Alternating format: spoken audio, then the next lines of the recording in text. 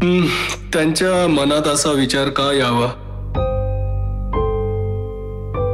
आजची रात्र मी एकटीच आहे. आजच त्यांना संधी आहे. देशमुखबाई, तुम्हाला जर खरोखरच मदतीची जरुरी असती तर मी काहीही केलं असतं, पण असल्या थट्टेला काही अर्थ आहे? मी जातो. मी थट्टा करत नव्हते, पण तुमचा तरी विश्वास कसा बसणार? जा, तुम्ही जा. तुम्हाला कशी थांबवू? जे व्हायचंय ते होणारच. ते थोडंच टळणार आहे. मला माहित होतं तुमचा विश्वास बसणार नाही.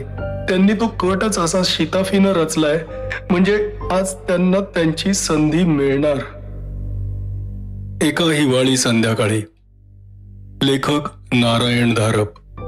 एका हिवाळी संध्याकाळी.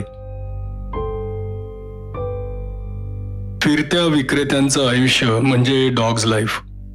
जो त्यातून गेलेला नाही त्याला नुसत्या शब्दांनी काहीही कल्पना येणार नाही, आणि जो त्यातून गेलेला आहे त्याला एका शब्दानंही काही सांगायची आवश्यकता नाही.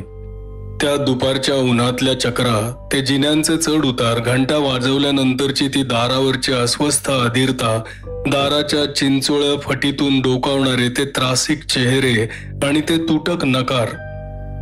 पण त्यांना तरी दोष कसा द्यायचा?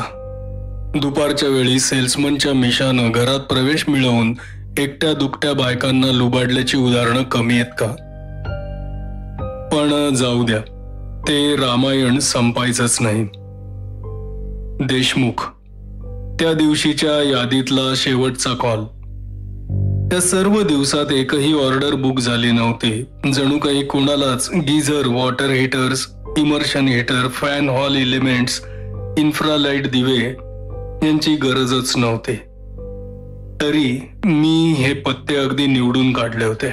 नवीन तयार झालेल्या सोसायट्या, अपार्टमेंट हाऊसेस, फ्लॅट्स. पण एखादा दिवस असाच जातो. आता हा शेवटचा कॉल. कॉलनीतलं शेवटच्या रस्त्यावरचं शेवटचं घर. देशमुख.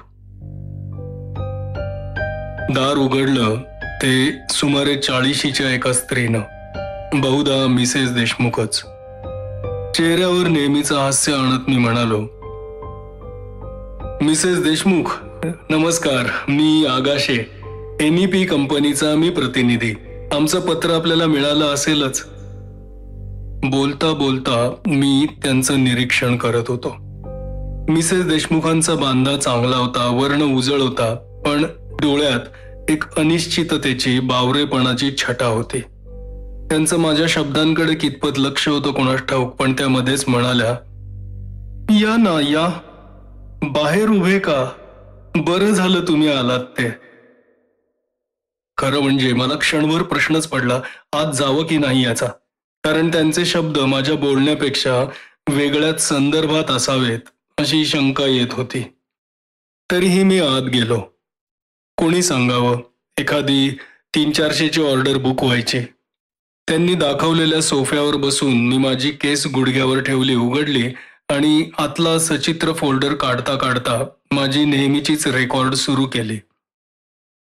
आमची अनेक मॉडेल्स आहेत मिसेस देशमुख. सर्वांच्या आवडीनिवडी, सर्व काही डोळ्यांसमोर ठेवून ती डिझाईन केलेली आहेत. मी वर त्यांच्याकडे पाहिलं. त्या एकदा माझ्याकडे, एकदा दाराकडे पाहत होत्या. हातात साडीचा पदर होता, तो कुस्करत होत्या. ओठ दातांखाली दाबून धरलेले होते. तेवढ्या उत्तेजित कशानं झाल्या होत्या. बहुतेक आजच ते होणारसं दिसतं. त्या मध्येच एकदम बोलल्या, काय म्हणालात? मी बोलणं मध्येच थांबवून विचारलं. मी म्हणत होते आजचाच दिवस साधणार. ते आजच उरकणार. त्यांना आजच उरकायला हवं. पुन्हा संधी मिळायची नाही. कोण उरकणार? काय उरकणार? तुम्ही कशाबद्दल बोलता आहात? मी संपतरावांबद्दल. संपतराव, माझे यजमान. मी त्यांच्याशी बोलू म्हणता? ते केव्हा येतील परत? आता त्यांची यायची वेळ झालीच आहे, पण अर्थात तुम्ही इथे असताना ते काही करणार नाहीत. तुम्ही जाईस तोवर थांबतील, मग करतील. त्यांची माझ्याकडे पाठ होती. त्या खिडकी बाहेर पाहत होत्या. मी शब्दांसाठी सहसा आडत नाही, पण ही त्यातली एक वेळ होती. मला कशाचा बोध होत नव्हता. मिसेस देशमुख, कदाचित ही वेळ तुम्हाला गैरसोयीची असेल. मी आता यायलाच नको होतं. श्रीयुत देशमुख असतानाच मी येईन. मी कागद परत केसमध्ये टाकत होतो तेवढ्यात त्या माझ्याकडे वळल्या. तुम्ही ते टाळू शकाल? तुम्ही त्यांना रोखू शकाल? त्या घाईघाईनं बोलत होत्या. तुम्ही हजर असताना काही करायची त्यांना संधीच मिळणार नाही. कोणाला रोखायचं, काय टाळायचं? तुम्ही कोणासंबंधी बोलता आहात? मिसेस देशमुख हसल्या, पण किंचाळीपेक्षाही भयानक हास्य. संपतरावांना, माझ्या यजमानांना त्यांच्या मनातून माझा जीव घ्यायचा आहे. कसले धक्का देणारे शब्द आणि किती अनपेक्षित. का त्या माझी थट्टाच करत होत्या? ते त्यांचं हसणं. कोणाचे स्वभाव कसे असतात काय सांगणार. जोक करता आहात तुम्ही? तुमचा वेळ घेतल्याबद्दल रागावला असाल, पण छे छे, ही थट्टा नाही, अजिबात थट्टा नाही. पण तुमचा विश्वास कसा बसणार माझ्या शब्दांवर? पोलिसांचा सुद्धा बसला नाही. हे संपतराव, माझे यजमान, फार फार हुशार आहेत. म्हणजे कसं?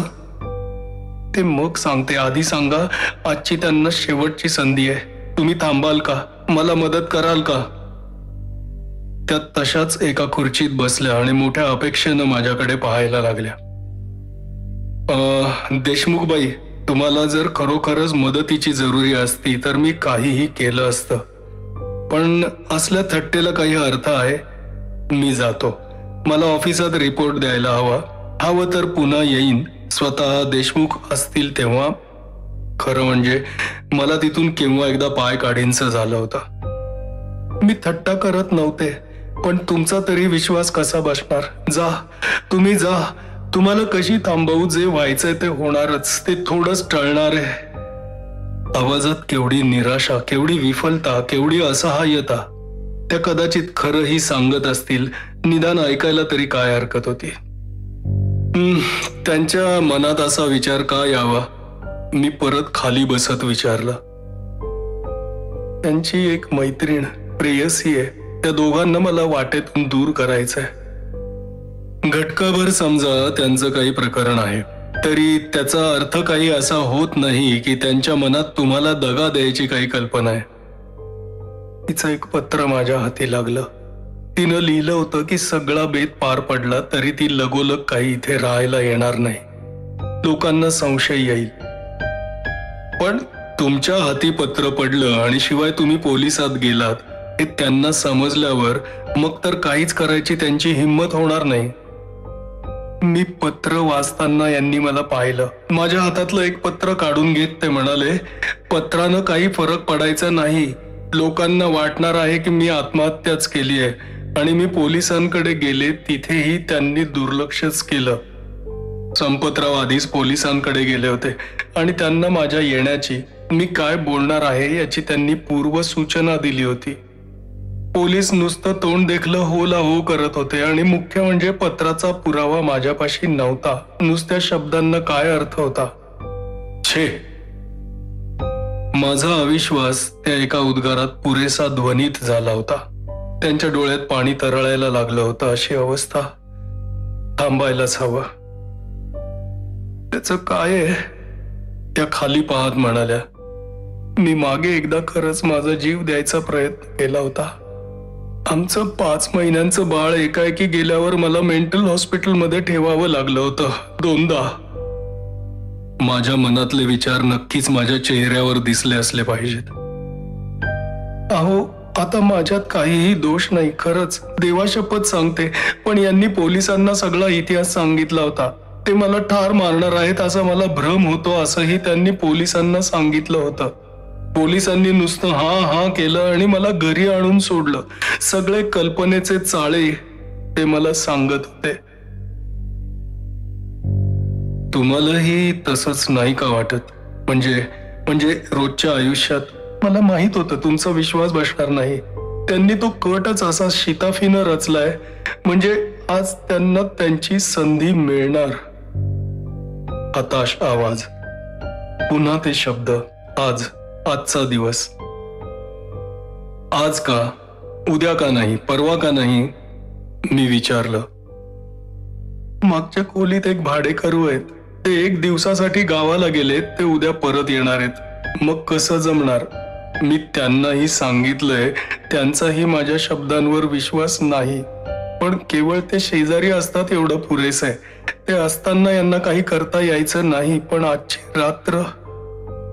रात्र मी एकटीच आहे. आजच त्यांना संधी आहे. माझा त्यांच्या शब्दांवर विश्वास बसला होता. केवळ शब्द म्हणून नाही, त्यांचं वागणं, त्यांचा इतिहास, आसपासची परिस्थिती योगायोग काही मर्यादेपर्यंतच घडतात. दाराबाहेर स्कूटर थांबल्याचा आवाज आला.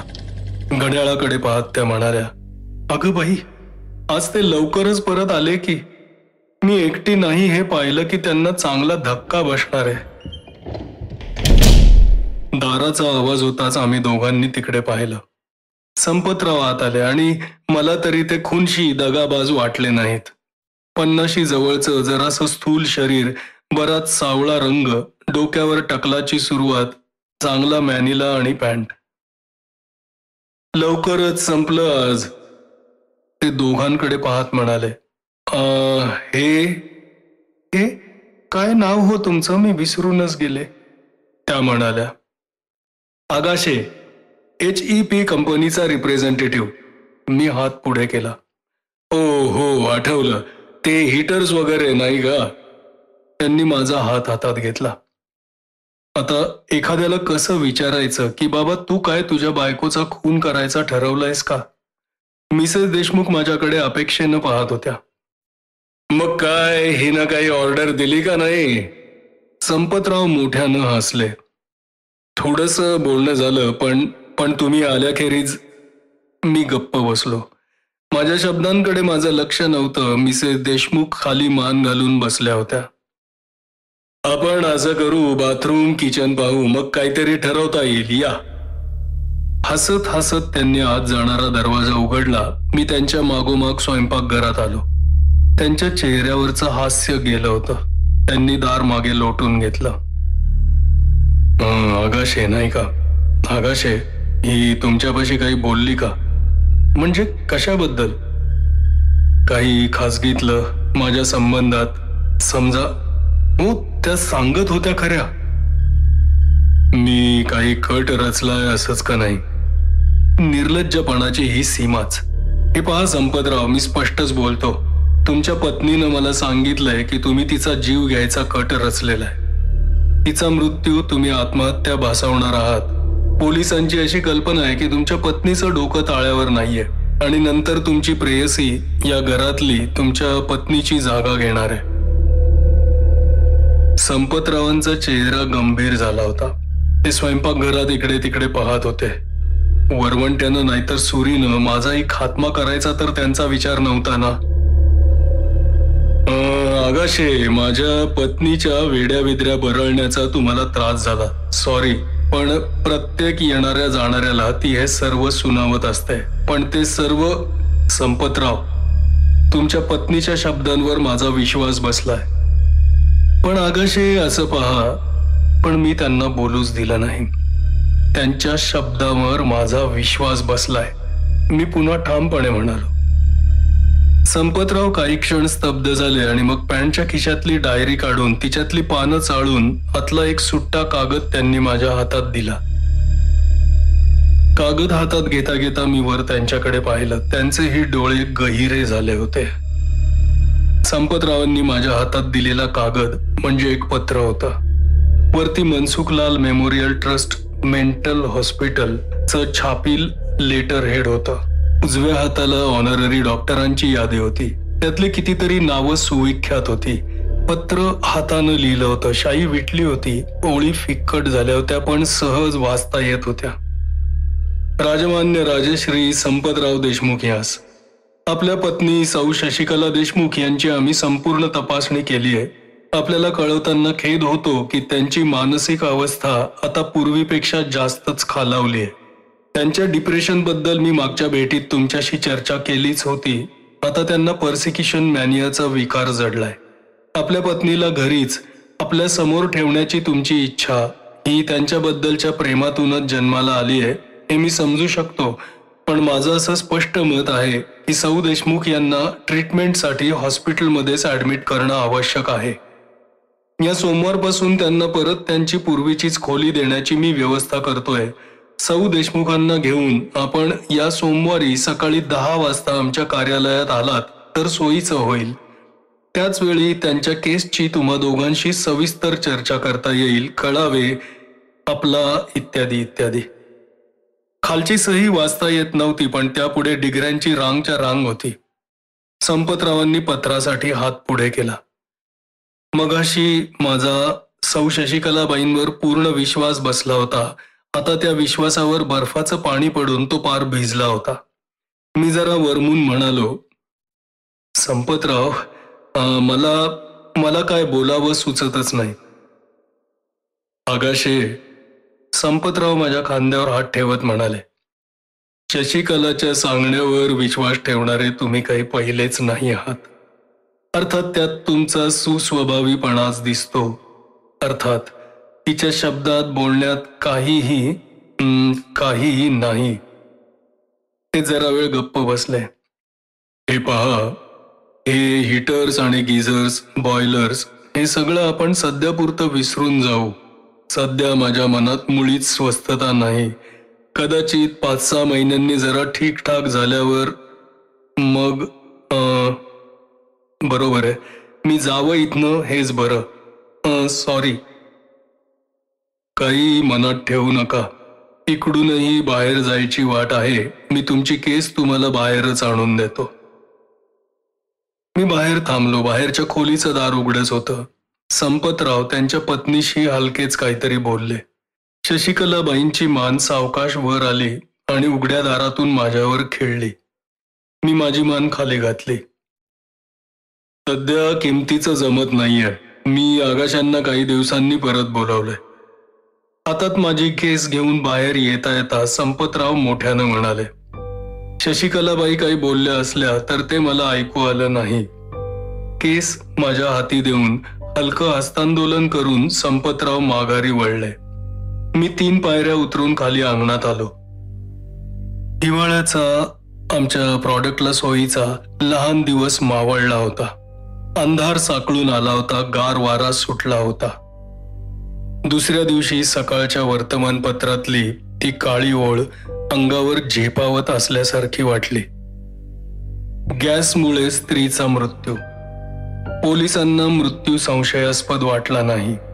काल रात्री 12च्या सुमारास सौ शशिकलाबाई देशमुख, वय अदमासे 42, या आपल्या नवीन घराच्या स्वयंपाकघरात गॅसमुळे अत्यवस्थ स्थितीत सापडल्या. हॉस्पिटलमध्ये नेण्याआधीच त्यांचं प्राणोत्क्रमण झालं होतं. पोलिसांच्या सांगण्यावरून सौ शशिकलाबाई यांची मानसिक अवस्था बिघडली होती असं समजतं. यापूर्वी त्यांनी एकदा आत्महत्येचा प्रयत्न केला होता. त्यांना उपचारासाठी 2 वेळा मेंटल हॉस्पिटलमध्येही ठेवण्यात आलं होतं असं समजतं. सौ शशिकलाबाईंच्या मृत्यूबद्दल पोलिसांना कोणताही संशय येत नाही. पोस्टमॉर्टेम नंतर शव संपतराव देशमुख यांच्या ताब्यात देण्यात आलं. खरोखर काय झालं असावं याचं कोडं मला कधीच उलगडणार नाही. समाप्त. एका हिवाळी संध्याकाळी. लेखक नारायण धारक.